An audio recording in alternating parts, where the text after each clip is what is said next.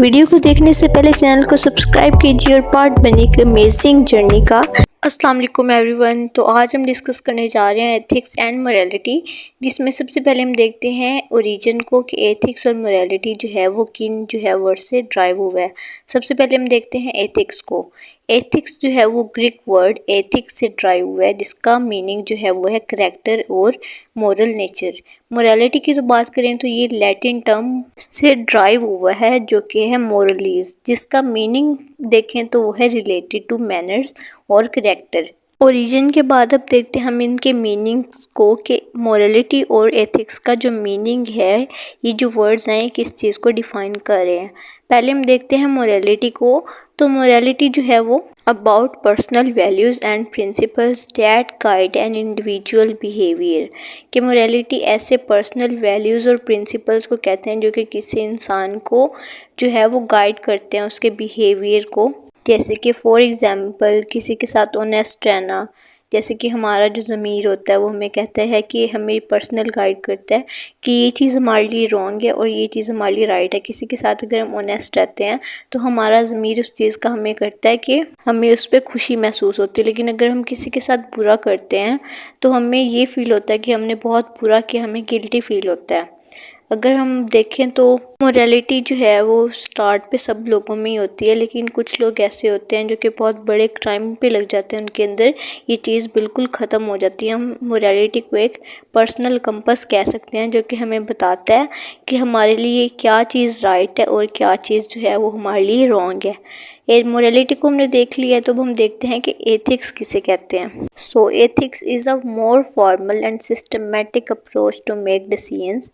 जिस तरह मोरालिटी जो था वो एक पर्सनल कंपस, जिसे हम नाम दे रहे थे उससे, कि जो हमें सही और गलत का रास्ता बताता है, हमें सही और गलत की जो है उसमें डिफरेंस बताता है। लेकिन जो एथिक्स है ये एक फॉर्मल और सिस्टमेटिक अप्रोच है, जिसमें जो हमारी गवर्नमेंट होती है जो हम पे रूल्स और चीज़ों को हम पे कर देती है कि आपने ये चीज़ करनी है, ये आपके लिए राइट है, और अगर आप कोई गलत स्टेप उठाओगे तो उस पर आपको पनिशमेंट्स मिलेंगी।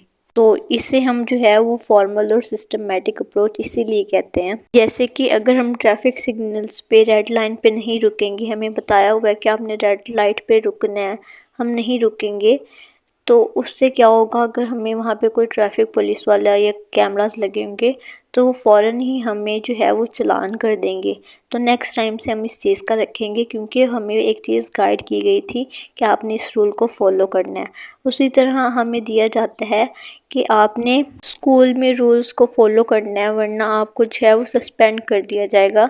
अगर आप उन रूल्स को फॉलो नहीं करेंगे तो आपको वो सस्पेंड कर देंगे। यानी कि ऐसे रूल्स, ऐसी गाइडलाइंस जो कि हम पे ऊपर से की जाती हैं, हमें राइट और रॉन्ग की देने के लिए एक गाइड बुक दी जाती है कि आपको क्या चीज़ करनी चाहिए, चाहे वो कितनी ही हार्ड क्यों है, आपने वो करनी है। और आपने गलत जो चीज़ें हैं जिन पे आपको पनिशमेंट्स दी जाती हैं उनसे दूर रहना है। यहाँ तक थी एथिक्स। एथिक्स को हमने क्लियर कर लिया। अब हम देखते हैं इनके अंदर जो की डिफरेंस आ रहा है मोरालिटी और एथिक्स के दरमियान, वो क्या आ रहा है। तो अभी तक आप लोगों में से बहुत को, अगर हमने ध्यान से वीडियो को देखा तो क्लियर हो चुका होगा, लेकिन फिर भी हम इसके की डिफरेंस को डिस्कस कर लेते हैं। मोरालिटी को देखें तो मोरालिटी हमने देखा है कि एक पर्सनल और इंडिविजुअल है, यानी कि हमने इसे पर्सनल कंपास का नाम दिया है।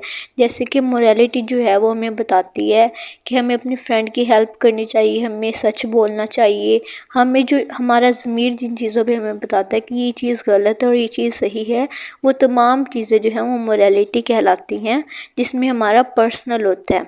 एथिक्स जो है वो यूनिवर्सल है, यूनिफॉर्मल जिसे हमने नाम दिया था, फॉर्मल और सिस्टमेटिक अप्रोच का, कि इसमें हमें सिचुएशंस दी जाती हैं जो कि यूनिवर्सली जो है हर कंट्री के अंदर रूल्स और गाइडलाइंस लोगों के ऊपर होती हैं कि आपने इन्हें फॉलो करना है, चाहे वो आपको गलत लग रही हैं चाहे वो आपको सही लग रही हैं, लेकिन आपको वो फॉलो करना है। जैसे कि फॉर एग्जांपल बात करें तो ethics might tell you to follow a rule और procedure even if it's hard to ensure fairness and respect for others, वही बात कि चाहे वो हार्ड है आपको फॉलो करने हैं। ये क्यों किया जाता है?